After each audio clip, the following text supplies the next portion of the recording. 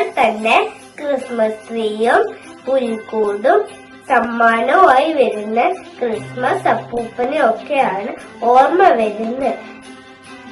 കാലിത്തൊഴുത്തിൽ ജനിച്ച ഉണ്ണീശോയാണ് ലോകത്തിന് കിട്ടിയ ഏറ്റവും വലിയ സമ്മാനം.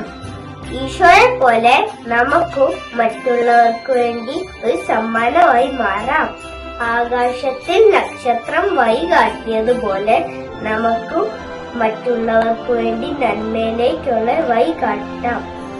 എല്ലാവർക്കും എന്റെ ക്രിസ്മസ് ആശംസകൾ.